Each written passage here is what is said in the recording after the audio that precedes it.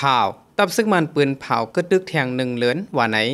ใบสูงถึงพี่น้องผู้ฮับถอมยี่น้องเขาดังเสียงกูก็กูก้นขาในวันมื้อในกอตุ้งแมนใส่อยู่ในวันที่4เดือนธันวาคมปี2เฮงไป25ในขาออกคันในจ้อมหนัง6ข้อข่าวเงาคือด้านเอาขาดตอนในกอตับซึกมันปืนเผากึดดึกแทง1เหลือนว่าไหน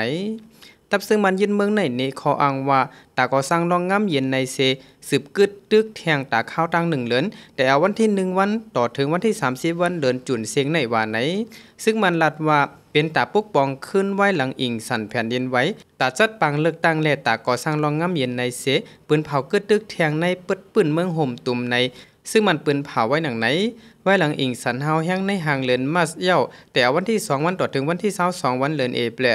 ซึ่งมันปืนเผากึดตึกกำแหกไว้นั่นแต่วันที่23วันเดือนเอเปลต่อถึงวันที่30วันเดือนเอเปลซ้ำปืนเผากึดตึกแทงกำทน2หรือนั่นในวันที่5วันต่อถึงวันที่31วันเดือนเมษซึ่งมันปืนเผากึดตึกแทงกำทน3อันปืนเผาแทงในวันจันทร์ในไว้หลังอิงสันเฮาแห้งเย่าเป็นกำทน4ว่าไหนซึ่งมันยืนเมืองปืนเผากึดตึกเป็นตั้งกันอยู่เซตาในนาทีซึกเจ้าคือและจุ่มลูกพื้นกุมกำในตึกสือเป็นปังตึกเฮาแห้งใจเครื่องมีนใจเครื่องกองลงตึกยื้อแทงในเข้าดังซึ่งมันปืนเผากึดตึก3กำในใจเครื่องมีนยื้อจอย4ปาก40กำปลายเฮ็ดให้คนเมืองลูดตาย4ปากปลายในนั้นป้าลูกอ่อนอายุ18ปีลงไต60โก้ใน NUG ให้งานไว้หนังในคาอ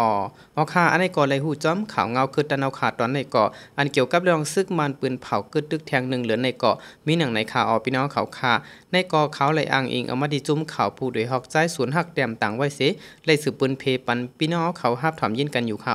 ไม่ทรงตั้งเซงค่ะ